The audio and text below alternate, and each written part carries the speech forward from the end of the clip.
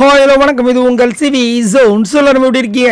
இப்போ பார்த்தீங்கன்னா பயங்கரமான இன்ஃபர்மேஷன் உங்களுக்காக எடுத்து வந்திருக்கேன். ஏன்னா இந்த வாரம் முதல் சிங்கிள் எவிக்ஷனா டபுள் எவிக்ஷனான்னு சொல்லிட்டு நிறைய பேர் வந்துட்டு இயங்கிட்டு இருந்தாங்க, கேட்டுட்டு இருந்தாங்க. நானும் வந்து அப்டேட் கொடுக்குறேன்னு சொல்லியிருந்தேன். ஸோ காலையிலே வந்து கொடுத்தாச்சு. அதாவது நேற்று நைட்டே கொடுத்துட்டேன், டபுள் எவிக்ஷன் வரப்போகுது அப்படின்ற மாதிரி ஒரு அப்டேட் வந்துருச்சு அப்படின்னு. ஸோ அதில் பார்த்தீங்கன்னா யார் எவிட் ஆக போகிறாங்கன்றது நம்மளுக்கு தெரியாது. பட் நேற்றே நான் சொல்லியிருந்தேன், மேக்ஸிமம் வந்துட்டு அன்ஷிதா போயிடுவாங்க. ஏன்னா அன்அஃபிஷியல் ஓடிங்ஸில் அவங்க தான் லாஸ்ட்டில் இருக்காங்க. அதுக்கப்புறம் பார்த்தீங்கன்னா பவித்ரா போகிறது கூட வாய்ப்பு இருந்துச்சு, அது ஒன்று இருந்துச்சு. அதுக்கப்புறம் வந்து விஜே விஷாலா ஜெஃப்ரியான்னு பார்த்தா கண்டிப்பாக ஜெஃப்ரியை கைடி விட்டுருவாங்க. சப்போஸ் விஜே விஷாலுக்கு பதில் பவித்ராவா ஜெஃப்ரியா இருந்ததுன்னா கண்டிப்பாக வந்து பவித்ரா வெளியே அமைச்சிருப்பாங்க, ஜெஃப்ரி உள்ளே வச்சுருப்பாங்க. இதுதான் நடக்கிறதா இருந்தது பிளானே. பட் இங்கே என்ன ஆயிடுச்சுன்னா, ஒரு பெண் ஒரு ஆண் தான் வந்துட்டு வெளியேற்றுற மாதிரி ஒரு பிளான் வந்திருக்கு. அதில் வந்துட்டு ஒரு பெண் அப்படின் போது அன்ஷிதா பவித்ராவா அப்படின்னு ரெண்டு பேரை வச்சு கம்பேர் பண்ணும்போது பவித்ரா அன்ஷிதாவோட எவ்வளோ பெட்டர் அப்படின்றது நம்ம எல்லாருக்கும் தெரியும். அது மட்டும் இல்லாமல் அவங்களுக்கு ஓட்டும் அதிகப்படியாக வந்துட்டுருக்கு. கேமுமே நல்லா கொடுக்குறாங்க. டாக்ஸிக் கேம் கிடையாது, நல்ல ஒரு பியூரான சோல். அதே மாதிரி பிக் பாஸில் அவங்களுக்கும் ஒரு தனியான ஒரு ஃபேன் பேஸை உருவாக்கிட்டாங்க. ஆனால் அன்ஷிதாவோட பேர் ஃபுல்லாக கெட்டு போய் டேமேஜ் ஆகிப்போச்சு. ஸோ அப்படின்னு பார்க்கும்போது அன்ஷிதா வந்து வெளியே அனுப்பிச்சாச்சு. அது மட்டும் இல்லாமல் ஓட்டு கம்மியாக இருந்துச்சு. அடுத்தபடியாக ஒரு ஆண் அனுப்ப போகிறாங்க அப்படின்ற மாதிரி ஒரு நியூஸ் வந்துச்சு. அதில் பார்த்தீங்கன்னா ஜெஃப்ரி விஷாலும் வந்துட்டு போட்டி போட்டுட்டு இருந்தாங்க, இவங்களை யார் வெளியே அனுப்பணும்னு. இதில் நீங்கள் வந்துட்டு யோசிக்க வேண்டிய அவசியமே இல்லை. ஏன் அப்படின்னா விஷால் வந்து இந்த பிக் பாஸ் வீடு, இந்த விஜய் டிவி அவங்களுக்குலாம் செல்ல பிள்ளை அப்படின்னு நம்ம கண்டிப்பாக சொல்லி ஆகலாம். ஏன்னா அவர் அவ்வளோ கெத்தாக வந்துட்டு வந்தப்போ பேசியிருப்பார். ஹோஸ்ட்டுக்கே முன்னாடி வந்து அப்படி சீன் போட்டிருப்பார், ஷோல்டர்லாம் உயர்த்தி. அதுலேருந்து தான் அவருடைய ஆட்டிடியூட் இஷ்யூஸே ஆரம்பிச்சிது. எல்லாருக்கும் ஒரு மாதிரி ஹோஸ்ட் முன்னாடி இப்படி வந்து ஆட்டிடியூட் காமிக்கிறாருன்னு.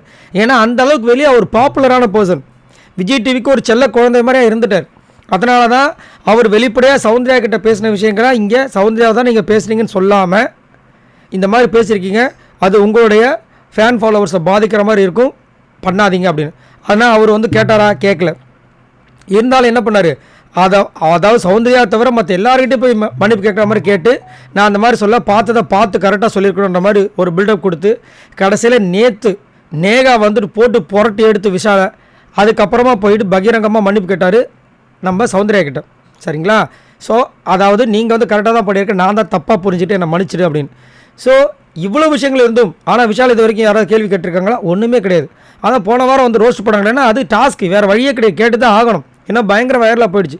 அதேமாதிரி ஜெஃப்ரி வந்துட்டு கண்டிப்பாக வந்துட்டு பிக் பாஸ் வீட்டுக்கும் விஜய் டிவிக்கும் செல்ல குழந்தையாக கேட்டிங்கன்னா கிடையாது. ஆனால் விஜய் சேதுபதிக்கு செல்ல குழந்தை தான்.